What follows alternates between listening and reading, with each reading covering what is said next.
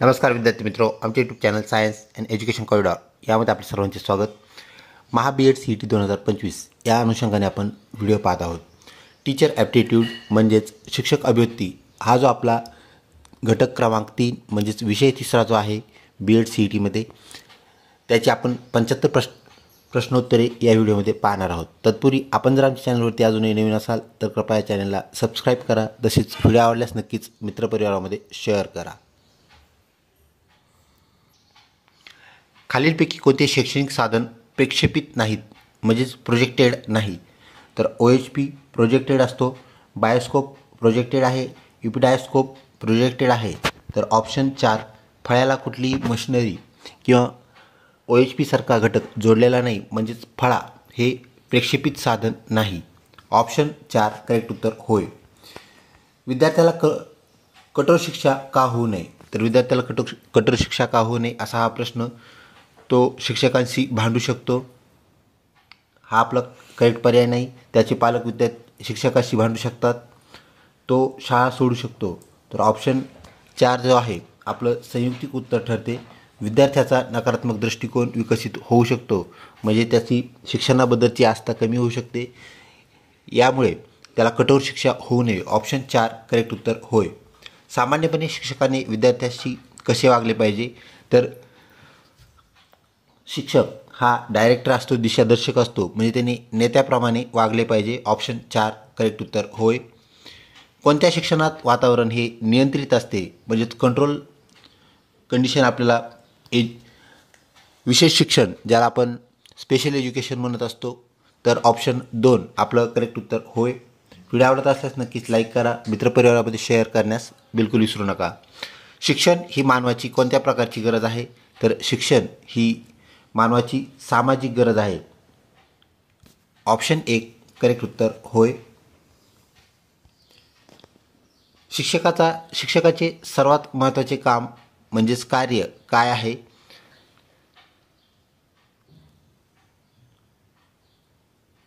तर ऑप्शन 3 अनुभवाच्या विकासामध्ये विद्यार्थ्यांना मार्गदर्शन करणे हे शिक्षकाचे महत्त्वाचे कार्य आहे। तर मासिक अहवाल तयार करणे, तसेच असाइनमेंट बनवणे म्हणजेच याला आपण होमवर्क बनवणे असं म्हणत असतो। आणि 4 यापैकी नाही तर त्यापैकी 3 नंबर आपलं करेक्ट उत्तर होय। पुढचा प्रश्न, खालीलपैकी कोणते कार्य विद्यार्थ्याने करणे अपेक्षित आहे? म्हणजे कोणती गोष्ट विद्यार्थ्याने करायला पाहिजे? तर विद्यार्थ्यांनी पाळायला पाहिजे स्वयंशिस्त। स्वयंशिस्त पाळणं त्यांना महत्त्वाचं आहे। ऑप्शन 3 आपलं करेक्ट उत्तर होय। खालीलपैकी विशेष शैक्षणिक गरज असलेले विद्यार्थी कोणते? म्हणजे कोणत्या विद्यार्थ्यांना विशेष शैक्षणिक गरजेची आवश्यकता आहे? तर अंध मुले यांना विशेष शिक्षण देणं गरजेचं आहे। त्यानंतर अपंग मुले, मूकबधीर मुले यांना लँग्वेज लॅबसारख्या तसेच इतर ज्या सुविधा आहेत त्या पुरवल्या तर त्यांचं शिक्षण परिणामकारक होतं। म्हणजेच हे सर्व घटक हे विशेष शिक्षणाचे घटक असल्याचे आपल्याला पाहायला मिळते। ऑप्शन 4 हे सर्व करेक्ट उत्तर होय। शिकवण्याची प्रक्रिया म्हणून डॅश डॅशचा विचार केला जात नाही, तर अध्यापन प्रक्रियेत कोणत्या गोष्टीचा समावेश होत नाही? तर ऑप्शन 1 जे आहे ते म्हणजेच लोकांच्या क्रियाप्रतिक्रिया निर्देशित करणे आपलं करेक्ट उत्तर होय। पुढचा प्रश्न, शिक्षणाचे प्रमुख उद्दिष्ट डॅश डॅश आहेत? समाज सुधारणे, विद्यार्थ्यांना शिस्तबद्ध बनवणे, विद्यार्थ्याच्या अंगभूत क्षमता किंवा शक्तींचा विकास करणे। तर ऑप्शन 3 आपलं करेक्ट उत्तर होय। पुढचा प्रश्न, प्रत्येक मूल त्याच्या अनोख्या पद्धतीने वाढते, त्याचा मनोविकास कशातून होतो? तर त्याचा मनोविकास कशातून होतो असा हा प्रश्न। ऑप्शन 1 त्यासाठी आनुवंशिकता कारणीभूत आहे। 2 नंबर एन्व्हायरमेंट, त्यानंतर पर्यावरणीय प्रभाव, आणि हे सर्वच घटक त्या विद्यार्थ्याच्या त्या मुलाच्या वाढीसाठी व विकासासाठी गरजेचे आहेत। ऑप्शन 4 हे सर्व आपलं करेक्ट उत्तर होय। खालीलपैकी सर्व शैक्षणिक साधनांचे फायदे आहेत, तर शैक्षणिक साधनांचे फायदे कोणते असा हा प्रश्न। फसवणुकीचे नियंत्रण करता येते, 2 त्रुटींचा मागोवा घेता येतो, 3 प्रसिद्धी देता येते, आणि 4 विविध प्रकारच्या कार्यक्रमासाठी त्यांचा सार्वत्रिक वापर आपल्याला करता येतो। म्हणजे शैक्षणिक साधने आपल्याला कुठेही वापरता येतात। ऑप्शन 4 हे आपलं करेक्ट उत्तर होय। पुढचा प्रश्न, कुमारवयीन मुलांना म्हणजेच पोगांडावस्थेतील मुलांना जास्त रागवायला नाही पाहिजे, म्हणजे त्यांच्याशी आपण कोणत्या प्रकारे वागण्याची गरज आहे असा हा प्रश्न. तर ऑप्शन 3 पोगांडावस्थेतील म्हणजेच कुमारवयीन जे मुलं आहेत त्यांच्यासोबत आपल्याला मित्रत्वाप्रमाणे म्हणजेच मित्र असल्यासारखं वागणं गरजेचं आहे. त्यांच्या भावना काही कळून घेणं गरजेचं आहे आणि त्यांना आपण जवळीकता तसेच आधार देणं गरजेचं आहे. म्हणजेच ऑप्शन 3 पोगांडावस्थेतील मित्रत्वाची काय असते, गरज असते. पुढचा प्रश्न, बहुतांश विद्यार्थी मंद गतीने अध्ययन करत असल्यास काय करावे. तर आपल्या वर्गातले जर विद्यार्थी बरेच त्यांचा अभ्यासाचा वेग कमी असेल तर आपण काय कराल असा हा प्रश्न. तर ऑप्शन 4 आपलं करेक्ट उत्तर ठरतं. अध्यापन मंद ठेवून सर्वांना सोबत घेऊन शिकवावे. म्हणजेच अभ्यासक्रम पूर्ण करणे घाईगडबडीचं काही काम नाही आहे. त्यानंतर मागील इथे शिक्षकांना दोष द्यावा कारण त्यांनी चांगलं बरोबर शिकवले नाही असं म्हणणे किंवा त्यांच्यावर आपला जो नाकर्तेपणा आहे त्यावरती लादणे हे योग्य नाही. काहीच न येणाऱ्या विद्यार्थ्यांना काय शिकवावे असा आपला विचार मनात असणे हेही योग्य नाही. म्हणजे तिन्ही जे पर्याय आहेत तर हे चुकीचे पर्याय आहेत. तर ऑप्शन 4 आपलं अध्यापन जरा मंद ठेवून सर्व विद्यार्थ्यांना आपल्याला सोबत घेऊन चालावं लागेल आणि तरच त्यांना त्यांच्या अध्ययनामध्ये जी बाब अडथळा आहे ती दूर करता येईल. पुढचा प्रश्न, काही उद्धट मुलांनी तुमच्याबद्दल अपशब्द भिंतीवर लिहिलेले आहेत तर आपण काय कराल. म्हणजे त्यांनी उद्धटपणा केलेला आहे तुमच्या बाबतीत तर तुम्ही काय कराल.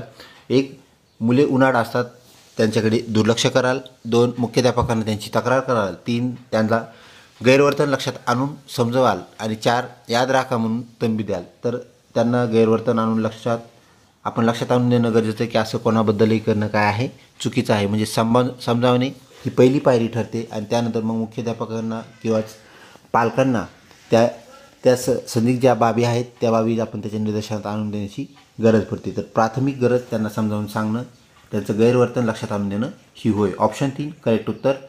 पुढचा प्रश्न, अभ्यासक्रम डायजेस्ट लक्षात घेऊन तयार केलेला असावा.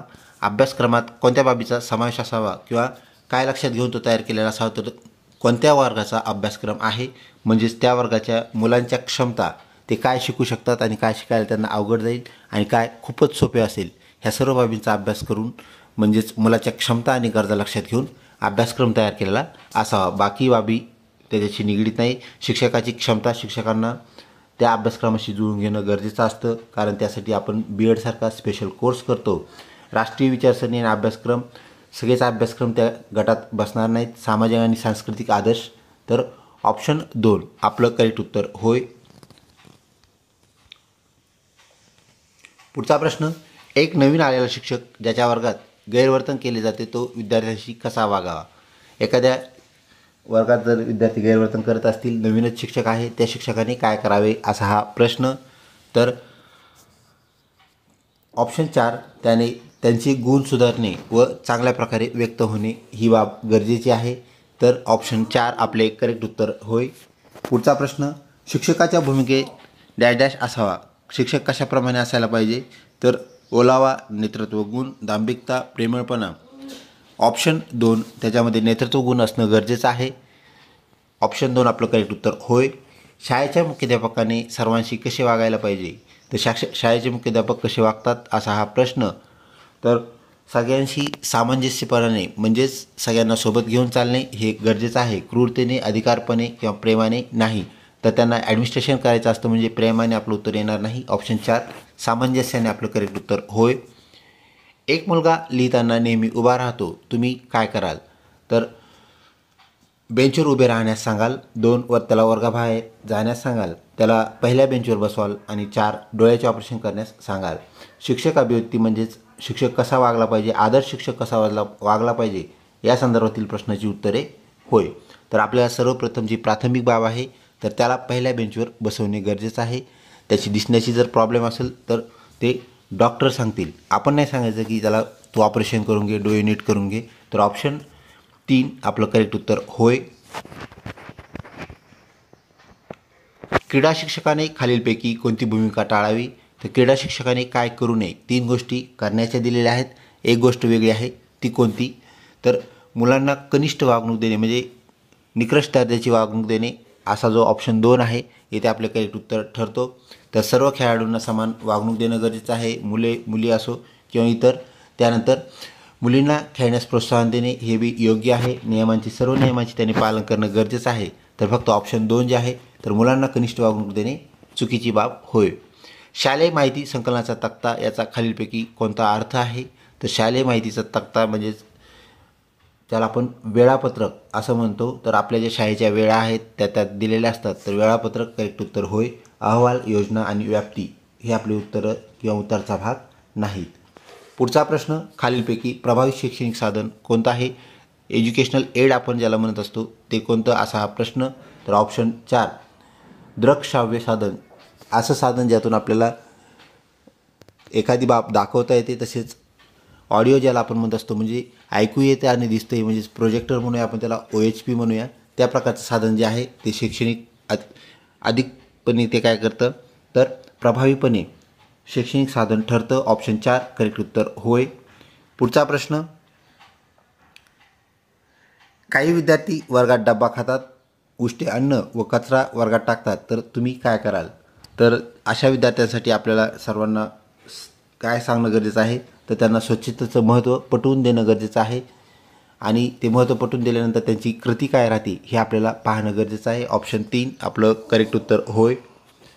पुढचा प्रश्न, शिक्षकाने मानसशास्त्राचा अभ्यास करणे गरजेचे असतं. शिक्षक मानसशास्त्र हा आपल्या BEdमध्ये पण विषय अंतर्भूत असतो, DEdमध्ये पण असतो. तर त्याचा उपयोग काय, असा हा प्रश्न. विद्यार्थी वर्तनास हे बदल करते. वयानुरूप शैक्षणिक साधन कसे वापरायचे हे आपल्याला बालमानसशास्त्र सांगते. त्यानंतर मुलांच्या विद्यार्थ्यांचा मनाचा अंदाज घेता येतो, सहकार्याच्या तसेच मुख्याध्यापकांच्या मनाचाही अंदाज आपल्याला घेण्यास हे बालमानसशास्त्र आपल्याला उपयोगी असतं, मानसशास्त्र आपल्याला उपयोगी असतं. म्हणून हे सर्व आपलं करेक्ट उत्तर होय. पुढचा प्रश्न, तुमच्या वर्गात तल्लख बुद्धीचे अनेक विद्यार्थी आहेत, तुम्ही काय कराल? तर प्रतिभावंत जर विद्यार्थी असतील तर आपण काय करायला पाहिजे, असा हा प्रश्न. तर त्यांच्याकडे दुर्लक्ष करा, ही चुकीची गोष्ट आहे. त्यानंतर गोष्टीचे पुस्तकं उपलब्ध करून द्या. नेहमी गोष्टीचेच पुस्तकं नाही, तर त्यांना अवांतर वाचन, मग ते त्यांच्या विषयाशी निगडीत असतील किंवा तशा प्रकारची पुस्तकं त्यांना उपलब्ध करून देणं गरजेचं आहे. ऑप्शन 2 करेक्ट उत्तर होय. तुमच्या शाळेत नवीन मुख्याध्यापकांची नियुक्ती होते, तुम्ही काय कराल? तर एक, त्यांची फजिती करण्याची योजना आखाल, चुकीचा पर्याय. त्यांची वाहवा कराल, लाळघोटेपणा, चुकीचा पर्याय. त्यांची निंदा कराल, चुकीचा पर्याय. शक्य ती मदत त्यांना कराल. नवीन शहरामध्ये त्यांना ॲडजस्ट होण्यासाठी काही आवश्यकता, काही गरज जर भासत असेल तर आपण शक्य ती मदत त्यांना केली पाहिजे. ऑप्शन 4 करेक्ट उत्तर होय. पुढचा प्रश्न, महिला शिक्षिकेला 10वी वर्गातील मुले गोंधळ घालतात, मुख्याध्यापक म्हणून आपली भूमिका यामध्ये काय असेल? तर आपली जी भूमिका आहे आपल्याला इथे मांडावी लागेल. वर्गाबाहेर त्या मुलांना उभे कराल, त्या शिक्षिकेला फक्त मुलींचा वर्ग द्याल. असं आपल्याला करता येणार नाही, कारण त्यांनीसुद्धा BEd केलेलं आहे, तर त्यांना त्या अनुरूप वर्ग नियंत्रण आलं पाहिजे. त्यानंतर मुलांना वर्तणूक बदल करण्यास प्रवृत्त कराल आणि यापैकी नाही, तर ऑप्शन 3 जो आहे आपला करेक्ट उत्तर होय. त्या मुलांना त्यांचं वर्तन परिवर्तन करण्यास आपण त्यांना भाग पाडावे. ऑप्शन 3 करेक्ट उत्तर होय. काही विद्यार्थी चाचणी म्हणजेच घटक चाचणी आपण आयोजित केलेली आहे आणि काही विद्यार्थी नकार देत आहेत ती देण्यासाठी. तर आपल्याला काय करावं लागेल, त्यांना समज द्यावी लागेल. जरी काही तुमचा अभ्यास कमी झालेला असेल किंवा तुम्ही अभ्यास केला नसेल तरी चाचणीला समोर जा आणि येणारे जे गुण आहेत त्यातून तुमचं अध्ययन सुधारू शकता, तुम्हाला त्यात वाव आहे हे आपण त्यांना पटवून देऊन चाचणीला सामोरं जाण्यास तयार करणे आपलं करेक्ट उत्तर ठरते. ऑप्शन 2 आपलं उत्तर आहे. तुम्ही विषय ज्ञान वाढवण्यासाठी काय कराल? तर आपलं जे विषय ज्ञान आहे, आपला जो विषय असेल तो आपण वाढवण्यासाठी काय कराल? तर वृत्तपत्र वाचणे म्हणजेच न्यूजपेपर्स वाचणे, त्यानंतर मासिके वाचणं, मॅगझिन्स आणि अवांतर वाचन हे सगळंच केलं तर विषय ज्ञान आपलं काय होईल, चांगलं वाढेल. ऑप्शन 4 हे सर्व आपल्याला करावं लागेल, करेल. करेक्ट उत्तर होय. तुम्हाला खालीलपैकी कोणता व्यवसाय निवडायला आवडेल? BEd CET दिल्यानंतर आपल्याला एकच व्यवसाय आपल्याला आवडणं क्रमपात आहे, गरजेचं आहे, ते म्हणजेच शिक्षण हा व्यवसाय किंवा शिक्षक बनणे ही बाब आपल्याला आवडायला पाहिजे. कारण आपण BEd CET देत आहोत. बांधकाम, अभियांत्रिकी, वैद्यकीय त्यासाठी वेगळ्या CETs आहेत. त्याप्रमाणे आपलं उत्तर जे आहे ऑप्शन 3 शिक्षण हे होय. आपण इतर व्यवसायापेक्षा अध्यापनाला जास्त महत्त्व देणं आपलं प्राधान्य असावं, असं का? तर ऐट दाखवण्यासाठी, 2 नंबर बडाई मारण्यासाठी, 3 मानवसेवेसाठी आणि 4 अधिक पगाराची नोकरी आहे यासाठी. तर ऑप्शन 3 मानवसेवेसाठी आपण हा जो व्यवसाय आहे, शिक्षक व्यवसाय, शिक्षकी पेशा हा निवडण्याचा विचार केलेला आहे, म्हणजेच मानवसेवा आपलं करेक्ट उत्तर होय. पुढचा प्रश्न, पर्यावरण अभ्यास करण्यासाठी खालीलपैकी कोणता घटक उपयुक्त ठरेल? तर पर्यावरण अभ्यास करण्यासाठी आपल्या भारत सरकारने, राज्य सरकार व केंद्र सरकार यांनी पर्यावरण शिक्षण ही बाब आपल्या अभ्यासक्रमात अंतर्भूत केलेली आहे, समाविष्ट केलेली आहे. यापेक्षा दुसरा पर्याय कुठला चांगला नाही. म्हणजेच पर्यावरणाची लोकजागृती करण्यासाठी विद्यार्थ्यांमध्ये तसेच समाजामध्ये पर्यावरण शिक्षणाची गरज आहे. ऑप्शन 1 करेक्ट उत्तर होय. मौखिक चाचणी घेताना शिक्षकाने डॅशचा वापर करावा. तर ज्याला आपण तोंडी चाचणी, मौखिक चाचणी म्हणत असतो, ओरल टेस्ट म्हणतो, तर शिक्षकाने त्यामध्ये मुलाखतीचा वापर करावा. म्हणजेच विद्यार्थ्याला समोर बसून प्रश्न समोरासमोर विचारणे हा मुलाखतीचा प्रकार होय. तर आपण तो वापर केल्यास नक्कीच आपली जी चाचणी आहे, मौखिक चाचणी, फलश्रुत होईल, उपयोगी येईल. व्हिडिओ आवडत असल्यास नक्कीच लाईक करा. तसेच चॅनलला सबस्क्राईब केले असेल तर सबस्क्राईब करा. इतर जे आपले 2 घटक आहेत ते म्हणजे सामान्य ज्ञान व बुद्धिमत्ता याचेही व्हिडिओ सिरीज आपण आपल्यासाठी बनवलेले आहेत. त्या नक्कीच आपल्याला आगामी परीक्षेत उपयोगी ठरतील. तेही व्हिडिओ आपण पाहावेत. डिस्क्रिप्शन बॉक्समध्ये त्याच्या लिंक्स आपण दिलेल्या आहेत. एका विद्यार्थ्यास 500 रुपये सापडले आहेत, त्याने तुमच्याकडे आणून दिले, तर आपण काय करायला पाहिजे? तर ऑप्शन 4, दुसऱ्या दिवशी परिपाठात सत्कार करून ज्या विद्यार्थ्याने आणून दिले त्याचा सत्कार करणे आणि जे पैसे विद्यार्थ्यांना विचारून कोणाचे हरवले आहेत त्याची खातरजमा करून त्या विद्यार्थ्याला ते परत करणे म्हणजे सुपूर्द करणे आपला करेक्ट उत्तर होय, करेक्ट पर्याय होय. कोणालाही सांगू नकोस असं म्हणणं चुकीचं आहे. त्याला 50 रुपये देऊन बाकी आपल्याकडेच ठेवणे हे अत्यंत चुकीचं आहे. आणि शाळेच्या निधीतसुद्धा जमा करायची त्याला गरज नाही, कारण ते विद्यार्थ्याचे वैयक्तिक प्रश्न आहेत. त्यांनी प्रश्न आहे आणि पैसेसुद्धा आहेत, तर त्यांनी कोणत्या कामासाठी आलेत हे जाणून घेऊन त्या विद्यार्थ्याला ते परत करणं क्रमपात आहे, गरजेचं आहे. ऑप्शन 4 करेक्ट उत्तर होय. त्यानंतर तुम्ही शिक्षक पेशा का निवडला आहे? गलेलट्ट पगार म्हणजेच खूप पगार आहे म्हणून निवडला. 2 कमी काम जास्त पगार आहे त्यामुळे निवडला. 3 समाजहित याची आवड आहे म्हणून. आणि 4 मुले व त्यांच्यावरती वर्तन बदल करण्याची तुम्हाला काय आहे? आवड आहे. तर मुलामध्ये वर्तन बदल चांगल्या प्रकारे घडू शकतं आणि त्यामध्ये आपल्याला वर्तन बदल घडवण्याची आवड आहे. हा आपला करेक्ट उत्तर, करेक्ट पर्याय होय. विद्यार्थ्यांनी डॅशवर अधिक भर द्यावा. विद्यार्थ्यांनी काय करायला पाहिजे जास्तीत जास्त? तर त्यांनी करायला पाहिजे स्वयं अध्ययन. यामध्ये अभ्याससुद्धा होतो. तर अभ्यासावर लक्ष हे आपलं उत्तर नाही, हे लक्षात घ्या. तर स्वयं अध्ययन केल्यानंतर विद्यार्थ्यांना सगळ्या बाबी काय करता येतात? वेळेवर करता येतात. त्यामुळे स्वयं अध्ययन हे काय विद्यार्थ्यासाठी गरजेचं आहे. पुढचा प्रश्न, अध्यापनातील कोणत्या घटकांनी विद्यार्थ्यांमध्ये सृजनात्मकता म्हणजेच क्रिएटिव्हिटी जागृत करता येते? तर मौलिकतेमुळे, लवचिकतेमुळे आपल्या अभ्यासक्रमामध्ये सुद्धा लवचिकता असते. प्रभावीशालीता म्हणजे आपला जो शिकवणे आहे, अध्यापन आहे ते प्रभावी असणं गरजेचं आहे. ह्या सर्व गोष्टी जर केल्या तर विद्यार्थ्यांमध्ये क्रिएटिव्हिटी जागृत होते, तयार होते. ऑप्शन 4 हे सर्व करेक्ट उत्तर होय.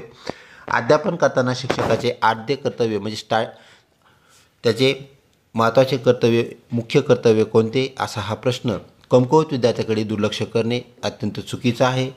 त्यानंतर उद्धट विद्यार्थ्यास शिक्षा करणे, अभ्यासक्रम संपवणे आणि विद्यार्थ्यातील जिज्ञासू वृत्ती प्रज्वलित करणे, जागी करणे म्हणजे ऑप्शन 4 आपलं करेक्ट उत्तर होय. त्यानंतर पुढचा प्रश्न, तुम्ही शिकवताना काही विद्यार्थी आपापसात बोलत आहेत, तर त्यावेळेस आपली प्रतिक्रिया काय असेल? आपण शिकवत असताना काय कराल असा हा प्रश्न. 1 लक्ष न देण्याचे कारण त्यांना विचारणं गरजेचं आहे. 2 सर्वांना शिक्षा कराल, दुर्लक्ष कराल, वर्गातून निघून जाल. तर ऑप्शन 1 आपलं संयुक्तिक उत्तर होय.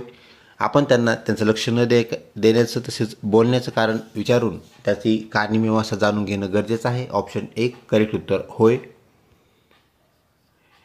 एखाद्या विद्यार्थ्याने तुमच्या प्रश्नाची चुकीचे उत्तर दिले तर आपली प्रतिक्रिया काय असायला पाहिजे? आपण काय करायला पाहिजे असा हा प्रश्न. त्याला दुसरा प्रश्न विचारून बरोबर उत्तर काढण्याचा प्रयत्न कराल. तुला काही येत नाही म्हणून खाली बस असं सांगाल. त्यानंतर बरोबर उत्तर करून सांगाल आणि पुढे शिकवणे चालू कराल. तर ऑप्शन 1 करणं अत्यंत जिकिरीचं आहे, गरजेचं आहे. ते म्हणजे त्याला दुसरा प्रश्न विचारून आपलं जे उत्तर आहे त्या उत्तरापर्यंत त्याला पोहोचवणं आपल्याला गरजेचं आहे आणि तो संयुक्तिक मार्ग होय. ऑप्शन 1 करेक्ट उत्तर होय. भारतीय शिक्षण प्रणाली कशा प्रकारची आहे ते आपल्याला परिचयाची आहे. ती म्हणजेच परीक्षाभिमुख आहे. परीक्षेत किती गुण पडले हेच भारतामध्ये विचारले जाते. तर तुम्हाला ज्ञान किती आहे, बुद्धिमत्ता केंद्रित तुमचा अभ्यासक्रम आहे का, ह्या बाबी आपल्याला क्रमांक 1 वर असलेले पाहायला मिळत नाहीत, तर परीक्षाभिमुख आपलं करेक्ट उत्तर ठरते. पुढचा प्रश्न, वर्ग अध्यापनात शिक्षकांनी जास्तीत जास्त कोणत्या अध्यापन पद्धतीचा वापर करायला पाहिजे? तर वर्णनात्मक, दुसरी व्याख्यान पद्धत, तिसरी आंतरक्रियात्मक आणि 4 यापैकी नाही. तर कोणत्याही शिक्षण पद्धतीमध्ये, ज्याला आपण अध्यापन पद्धती म्हणतो, आंतरक्रियात्मक पद्धत आपण वापरणं गरजेचं आहे. आंतरक्रियात्मक म्हणजे विद्यार्थ्यांना आपण काय देणं गरजेचं आहे, तर वाव देणं गरजेचं आहे. त्यांची आंतरक्रिया आपल्या प्रायोगिक पद्धतीमध्ये आपल्याला वापरता येते. त्यानंतर प्रश्नोत्तर पद्धतीमध्ये, कोणत्याही पद्धतीमध्ये आंतरक्रिया जर त्यांची वाढवली तर त्यांना अध्ययन करणं अधिक सुकर होतं. म्हणजेच आंतरक्रिया त्यांच्या आपल्या अध्यापनात असल्या पाहिजे. ऑप्शन 3 करेक्ट उत्तर होय. भारतीय संविधानाच्या कोणत्या कलमानुसार प्राथमिक शिक्षण मोफत व सक्तीचं करण्यात आलेलं आहे? तर ऑप्शन 4 45व्या कलमानुसार आपलं जे शिक्षण आहे, प्राथमिक शिक्षण सर्वांना कंपल्सरी आहे आणि ते फ्री आहे. म्हणजेच ऑप्शन 4 45व्या कलम करेक्ट उत्तर होय. शिक्षणाचा उत्तम दर्जा टिकवण्यासाठी कशाची गरज असते? चांगले भौतिक वातावरण, चांगले शिक्षक, उत्कृष्ट पाठ्यपुस्तक आणि हे सर्व. लक्षात ठेवा, हे सर्व जरी पर्याय असला तर दरवेळेस तो उत्तर असेलच असं सांगता येत नाही. तर सगळ्यात चांगलं असणे जी गोष्ट असणं गरजेची आहे ती म्हणजे उत्कृष्ट पाठ्यपुस्तके. तर टेक्स्टबुक हे परिपूर्ण असणं गरजेचं आहे, त्याची एक संहिता आहे. तर ऑप्शन 3 आपलं करेक्ट उत्तर उत्कृष्ट पाठ्यपुस्तक, आणि यावरून शिक्षणाचा दर्जा आपल्याला पाहता येतो, ठरवता येतो. तुमच्या वर्गातील मुले मावा म्हणजे आपण गुटखा असंही म्हणतो, तर मावा खाताना आढळले तर तुम्ही काय कराल? तर तुम्हीही खाल, म्हणजे त्यांच्याकडून गुटखा घेऊन खाल, हे एकदम चुकीचं आहे. त्यांच्या पालकांना कळवाल, लगेच न कळवता आपल्याला प्राथमिक कारवाई करणं आधी गरजेचं आहे. त्यानंतर त्यांना टीसी द्यायला सांगाल, म्हणजेच मुख्याध्यापकांना सांगून त्यांची टीसी द्याल. आणि 4 व्यसनाचे दुष्परिणाम सांगून त्यांच्यामध्ये आधी बदल करण्याचं, प्राथमिक आपलं कार्य करण्याचं आपलं काम आपण केलं पाहिजे. ऑप्शन 4 आपलं करेक्ट उत्तर होय. व्हिडिओ आवडत असल्यास नक्कीच लाईक करा. आपल्या लाईक्सने आम्हाला उत्स्फूर्तता वाढत असते. काही अतिशय हुशार विद्यार्थी तुमच्या वर्गात आहेत. तुम्ही काय कराल? प्रतिभावंत विद्यार्थी जर असतील, तुमची ॲक्शन काय असेल तर त्यांना स्वयंअध्ययनावर भर देण्यास सांगाल. त्यानंतर 2 विविध उपक्रमात त्यांचा सहभाग वाढवाल, त्यांना सहभागी करून घ्याल. 3 1 व 2 कृती कराल. 4 काहीच करण्याची गरज नाही असं समजाल. तर ऑप्शन 3 ह्या दोन्ही कृती केल्यानंतर त्यांना त्यांची जी प्रतिभा आहे, शिक्षणाची जी भूक आहे ती नक्कीच भागवण्यास, शमवण्यास आपल्याला मदत करता येईल. तर ऑप्शन 3 करेक्ट उत्तर होय. एखादा कमकुवत विद्यार्थी तुमच्या वर्गात आहे, आपली ॲक्शन काय असायला पाहिजे, आपण काय करायला पाहिजे, त्यावर अधिक लक्ष द्याल, त्याकडे दुर्लक्ष कराल. निदानात्मक उपचार म्हणजे ज्याला आपण उपाय असं म्हणत असतो ते करून आपण त्याला शिकवाल, ज्याला आपण रिमेडियल टीचिंग असं म्हणत असतो. तर आपल्याला दोन्ही गोष्टी करणं गरजेचं आहे. तर त्यावर अधिक लक्ष देणं गरजेचं आहे. त्याच्यावर रिमेडियल टीचिंगचा सुद्धा आपल्याला काय करावं लागेल, वापर करावा लागेल. ऑप्शन 4 1 व 3 आपलं करेक्ट उत्तर होय. दुर्लक्ष करा हा चुकीचा पर्याय आहे. पुढचा प्रश्न, तुम्हाला शाळेत 300 रुपये सापडतात, तुम्ही काय कराल? अंदाज पाहून खिशात टाकाल, अतिशय चुकीचा पर्याय. कुणा वाच्यता करण्याची वाट पाहाल, एखादा जर म्हणला माझे पैसे हरवले आहेत तरच तुम्ही तोपर्यंत वाट पाहाल, असा हा पर्याय. मुख्याध्यापकाकडे जमा कराल, यापैकी काहीही नाही. तर ऑप्शन 3 बेटर इथं आपल्याला पाहायला मिळतो. मुख्याध्यापकाकडे ते पैसे जमा करून त्यांना अनाऊन्समेंट करणं, सांगणं गरजेचं आहे की पैसे कोणाचे हरवले असतील तर आपण योग्य त्याप्रमाणे ते परत घ्यावेत. तर ऑप्शन 3 म्हणजेच ओळख पटवून परत घेणे अशी ती बाब असते. तर ऑप्शन 3 मुख्याध्यापकाकडे जमा करणे आपलं क्रमबद्ध कर्तव्य होय. पुढचा प्रश्न, काही शिक्षक प्रार्थनेवेळी गप्पा मारतात, मुख्याध्यापक म्हणून आपली ॲक्शन काय असेल, तुम्ही काय ॲक्शन कराल? सर्वांचा अपमान कराल. 2 अधिसूचना काढाल, ज्याला आपण मेमो ॲडवायझरी असं म्हणत असतो. 3 बेशिस्त शिक्षकांची नावे बोर्डावर लिहाल आणि ऑफिसमध्ये बोलावून त्यांना समज द्याल. तर ऑप्शन 4 ही प्राथमिक कृती मुख्याध्यापक म्हणून आपल्या संदर्भात तयार होते. ऑप्शन 4 ही प्रासंगिक कृती आहे, ती करणं आधी गरजेचं आहे आणि ती केल्यानंतर आपल्याला इतर ज्या गोष्टी आहेत त्या करता येतील किंवा त्याप्रमाणे त्याला प्रोसीड करावं लागेल. ऑप्शन 4 करेक्ट उत्तर होय. पुढचा प्रश्न, भावनिकदृष्ट्या सक्षम विद्यार्थ्यांची वर्तणूक कशी असते? तर ते लगेच काय करतात, कोणाशीही जुळून घेतात, म्हणजेच वर्गमित्रासोबत जुळून घेण्यासाठी त्यांना वेळ लागत नाही. ऑप्शन 4 करेक्ट उत्तर होय. तुमच्या वर्गातील विद्यार्थी उपस्थिती कमी होत आहे, तुम्ही काय कराल? तर अनुपस्थित जे विद्यार्थी आहेत त्यांना दंड लावाल, उपस्थित विद्यार्थ्यांना बक्षीस द्याल, त्यामागील कारणमीमांसा जाणून घ्याल आणि काहीही करणार नाही तर त्यामागे काय कारण आहे, का विद्यार्थी ॲब्सेंट राहत आहेत, अनुपस्थित राहत आहेत, याचा आपल्याला लेखाजोखा घ्यावा लागेल. ऑप्शन 3 करेक्ट उत्तर होय. एक विद्यार्थी वर्गात संकोच वृत्तीने वागतो, तुम्ही काय कराल? म्हणजे तो कोणाला बोलत नाही किंवा अबोल ज्याला आपण म्हणत असतो किंवा संकोची त्याची वृत्ती आहे ती कशी बदलता येईल? तर त्याला वर्गाबाहेर पाठवाल, त्याचा अपमान कराल, उत्साही वेळी त्याला प्रश्न विचाराल आणि त्याला प्रश्न विचारणार नाही. तर ज्यावेळेस तो उत्साही आपल्याला दिसेल, आपल्या अध्यापनात तो समरस झालेला दिसेल, त्यावेळेस आपल्याला त्याला अधिकचे प्रश्न विचारून काय करावे लागेल? बोलतं करावे लागेल. ऑप्शन 3 करेक्ट उत्तर होय. मुलींची वाढ आणि विकास मुलांच्या तुलनेत जलद गतीने होत असते, हे विधान कसे आहे? तर ऑप्शन 1 100% अचूक आहे, 2 50% अचूक आहे, 3 50% बरोबर आहे आणि 4 यापैकी नाही. तर ऑप्शन 1 आपलं करेक्ट उत्तर ठरते. 100% अचूक आहे, म्हणजे हे विधान चुकीचं नाही आहे, म्हणजे ते 100% अचूक आहे. तर 50% जर तुम्ही त्याला अचूक म्हटले तर 50% ते चूक ठरते. त्यामुळे हे विधान चुकीचं नाही आहे हे आपल्याला 100% माहीत आहे. त्यामुळे ऑप्शन 1 आपलं करेक्ट उत्तर. आणि तुम्ही जरी ऑप्शन 3 निवडला 50% बरोबर आहे, इथंसुद्धा ते विधान 50% चुकीचं ठरेल, तर हे विधान चुकीचं नाहीच. त्यामुळे ते 100% अचूक आहे असं आपलं करेक्ट उत्तर ठरतं. ऑप्शन 1 आपलं उत्तर होय. पुढचा प्रश्न, विज्ञान शिकवताना एखादी संकल्पना डॅश डॅश पद्धतीने सोयीस्कर होईल, सोपी होईल. तर विज्ञानासाठी एकच पद्धत आपल्याला बऱ्यापैकी पाहायला मिळते, ती म्हणजेच एक्सपेरिमेंटल मेथड, म्हणजेच प्रायोगिक पद्धत. त्याला प्रॅक्टिकल मेथड असंही आपल्याला म्हणता येईल. तर ऑप्शन 3 करेक्ट उत्तर होय. त्यानंतर मौखिक मार्गदर्शन करताना कुठली पद्धती कुचकामी ठरते? तर आपण काहीतरी मौखिक मार्गदर्शन करत आहोत, त्यातली कुठली पद्धत आपल्याला कुचकामी ठरते? तर जेव्हा आपल्याला काही संकल्पना शिकवायच्या आहेत तर त्यावेळेस त्याला कौशल्य शिकवणे असं आपण म्हणूया. तर कौशल्य म्हणजेच प्रॅक्टिकल्स. तर प्रॅक्टिकलचा विषय आपण तोंडी सांगू शकत नाही. तर मौखिक मार्गदर्शन ही पद्धत ह्या आपल्या कौशल्य शिकवताना उपयोगी नाही. तर ऑप्शन 1 करेक्ट उत्तर होय. पुढचा प्रश्न, अध्यापन ज्याला आपण शिकवणे असं म्हणत असतो, अध्यापन म्हणजे डॅश डॅश होय. शिकणे, शिकवणे, ज्ञान संपादन करणे, ज्ञान ग्रहण करणे. तर अध्यापन म्हणजेच शिकवणे हे होय. ऑप्शन 2 करेक्ट उत्तर होय. पुढचा प्रश्न, अध्यापकाचे मुख्य कार्य कोणते असते? अध्ययनात रुची निर्माण करणे, विषय स्पष्टीकरण देणे आणि संकल्पना विश्लेषण करून सांगणे म्हणजेच करणे. ऑप्शन 4 हे सर्व गोष्टी शिक्षकाला कराव्या लागतात, त्याचे ते मुख्य काम, मुख्य कर्तव्य होय. ऑप्शन 4 करेक्ट उत्तर आहे. पुढचा प्रश्न, तुमच्या वर्गातील एक विद्यार्थी तुमचा सन्मान करत नाही, तर तुम्ही काय कराल? एखादा विद्यार्थी आपल्याला मान देत नाही, सन्मान करत नाही, तर आपली कृती काय असायला पाहिजे शिक्षक म्हणून, असा हा प्रश्न. 1 दुर्लक्ष कराल, 2 त्याला परीक्षेत कमी गुण म्हणजेच मार्क्स द्याल, त्याला शिक्षा कराल आणि 4 पालकांना त्याची तक्रार कराल. तर ऑप्शन 1 आपलं करेक्ट उत्तर ठरते. तो काही वर्षभर तुमचा सन्मान करणार नाही असं होणार नाही, तर त्याच्याकडे आधी सुरुवातीला आपल्याला दुर्लक्ष करणं ही प्राथमिक कृती होय.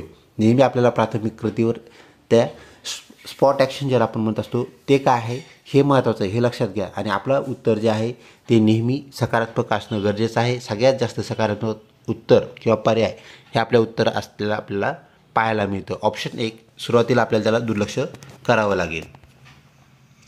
पुढचा प्रश्न, एक विद्यार्थी दर शनिवारी 5 मिनिटे उशिरा येतो, लेट येतो, तर तुमची ॲक्शन काय असावी? त्याचे नाव कमी कराल, म्हणजे त्याचं नाव काढून टाकाल.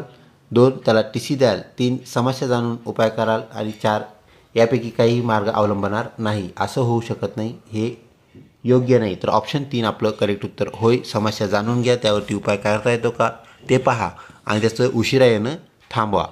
पुढचा प्रश्न, तुम्ही इतर व्यवसायापेक्षा ह्या व्यवसायाला म्हणजेच अध्यापनाला प्राधान्य का द्यावे? तर अध्यापन हे ते आपलं आद्य कर्तव्य आहे, कारण तो आपणच निवडलेला मार्ग आहे, स्वकुशीने निवडलेला व्यवसाय आहे. तर ऑप्शन 3 हे दोन्ही गोष्टी आपल्या करेक्ट आहेत. तर अध्यापनाला आपण महत्त्व देणं, प्राधान्य देणं गरजेचं आहे.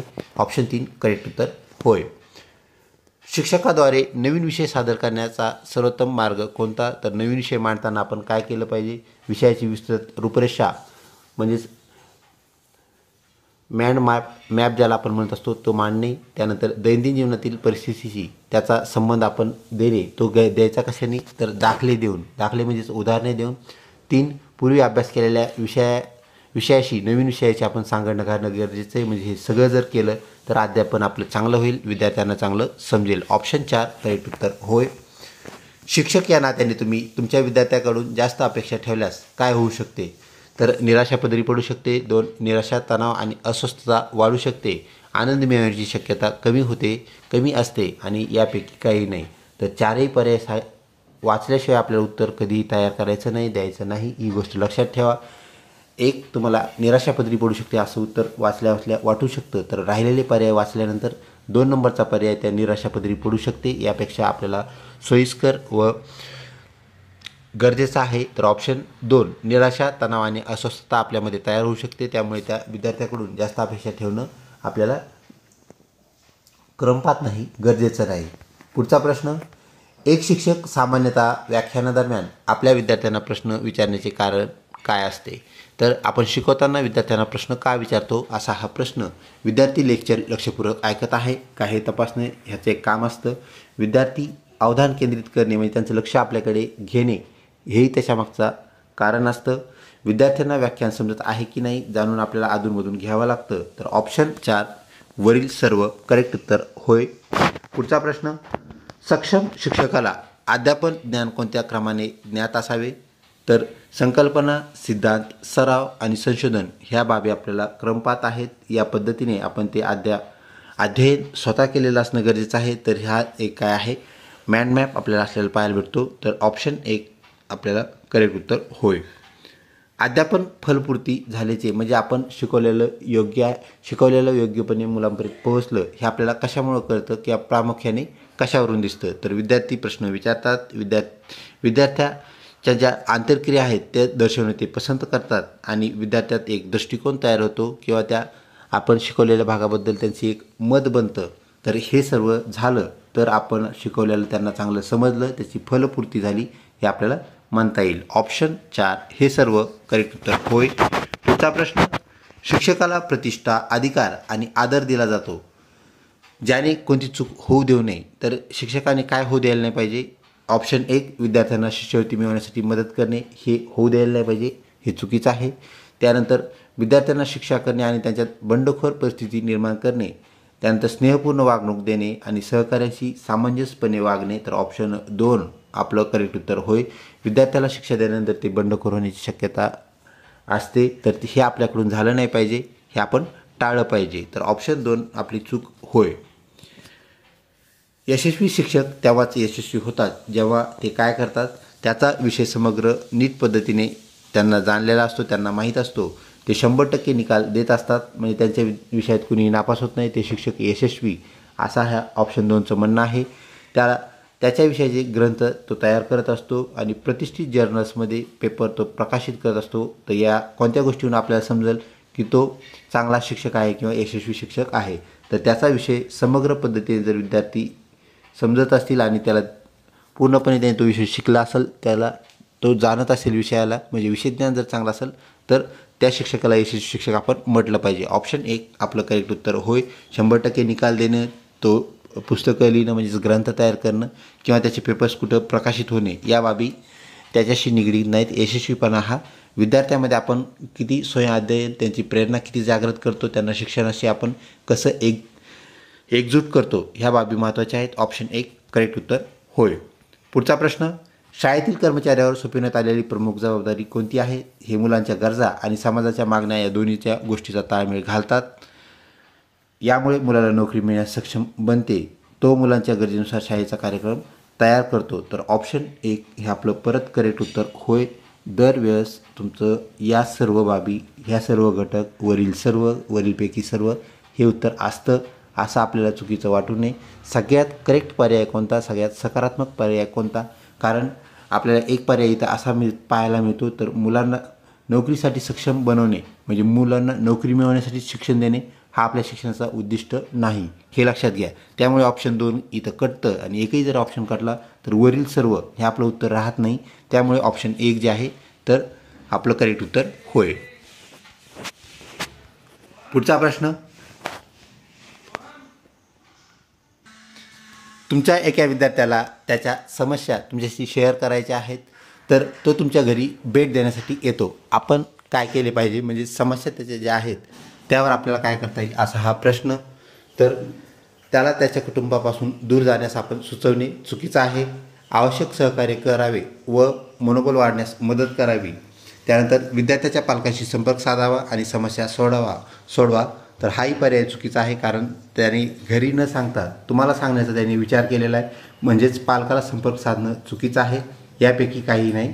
तर ऑप्शन जो 2 आहे त्याला आपण आवश्यक सहकार्य, त्या गोष्टीमध्ये त्याची कोणताही अडचण असेल त्यामध्ये सहकार्य आपल्याला जे करता येईल ते करणं आणि मनोबल वाढवणं गरजेचं आहे. मनोबल त्याचं कमी झालेलं आपल्याला इथे दिसतंय. ऑप्शन 2 करेक्ट उत्तर होय.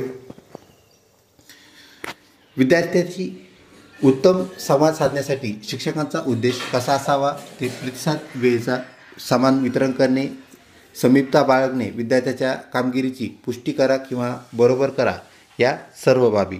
तर कामगिरीमध्ये कधी त्यांच्या काही त्रुटी असतात, तर त्या योग्य ज्या गोष्टी आहेत त्याची पुष्टी करणं गरजेचं आहे. काही त्रुटी असतील, चुका असतील त्या दुरुस्त करून त्यांचं काम अधिक चांगलं करणं गरजेचं आहे. आणि त्यांना जवळीकताही वाटली पाहिजे की शिक्षक आपल्या सोबत असतात. त्यानंतर प्रतिसाद वेळेचे समान वितरण करणे, ह्या सर्व ज्या बाबी आहेत या अंतर्गत येतात. म्हणजेच या सर्व बाबी करेक्ट उत्तर होय. खालीलपैकी कोणत्या बाबीवरून शिक्षकाची गुणवत्ता ठरते? कशावरून कळतं आपल्याला की हा शिक्षक चांगला आहे, गुणवान किंवा गुणवंत आहे? तो विषय प्रभावीपणे मांडत आहे आणि योग्य स्पष्टीकरणे देत आहे. त्यानंतर त्याला विविध अध्यापन पद्धतीचे ज्ञान असावे. त्याला बालमानसशास्त्र माहीत असले पाहिजे. तर ह्या सर्व गोष्टी ज्याच्यामध्ये आहेत आपण म्हणू शकतो की नक्कीच तो शिक्षक जो आहे तर तो काय आहे? गुणवंत शिक्षक किंवा गुणवत्तापूर्ण शिक्षक आहे. ऑप्शन 4 आपलं करेक्ट उत्तर होय. थर्ड लास्ट प्रश्न. प्राचीन शिक्षण पद्धतीमध्ये शिक्षकांनी काही मानसशास्त्रीय तत्त्वे शिक्षणात लागू केली, त्यानुसार तर कोणती तत्त्वे आपल्याला लागू केली किंवा उपयुक्त आहेत?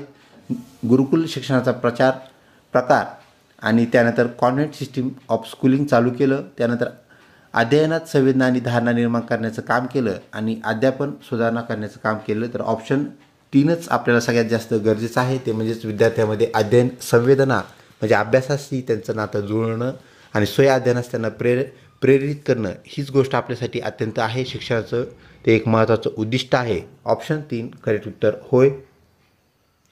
मनोरंजनात्मक वाचन कशाचा महत्त्वाचा भाग आहे? तर शालेय ग्रंथालयाचा तो भाग आहे. गृहपाठ म्हणून नियुक्त केले जाते. शाळेचे नव्हे तर घराची जबाबदारी आहे आणि भाषा कला अभ्यासक्रमाचा तो अविभाज्य घटक आहे. तर वाचन हे भाषेचं एक महत्त्वाचं अंग होय. ऑप्शन 4 करेक्ट उत्तर होय. आजच्या प्रश्नावलीमधला शेवटचा प्रश्न. विद्यार्थी मित्रो, आपण आमच्या चॅनलला लिंक राहा, तसेच सर्व जे व्हिडिओ लेक्चर्स आहेत आमच्या चॅनलवरती अवेलेबल आहेत, जेणेकरून आपल्याला 2025 B.Ed CETमध्ये चांगला स्कोअर करता येईल. तर शेवटचा प्रश्न काय सांगतो पहा. खालीलपैकी कोणते वैशिष्ट्य शिक्षकासाठी सर्वात कमी संबंधित आहे? म्हणजे शिक्षकाचं तितकंसं ते गरजेचं वैशिष्ट्य नाही, ते कोणतं? 1, त्याचं विषयावर प्रभुत्व असायला पाहिजे. 100% हे असणं गरजेचंच आहे.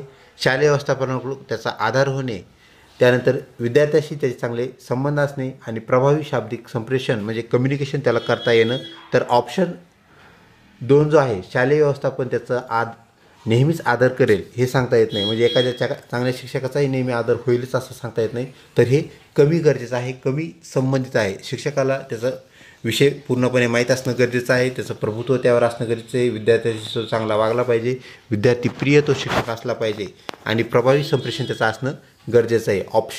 ऑप्शन 2 आपला काय आहे? करेक्ट उत्तर होय. अशा प्रकारे आपली प्रश्नावली येथे संपते. आपण आज 75 प्रश्न पाहिले. पुढील भागात पुन्हा 75 प्रश्न आपण पाहणार आहोत. लवकरच भेटूया पुढच्या भागामध्ये. तोपर्यंत धन्यवाद.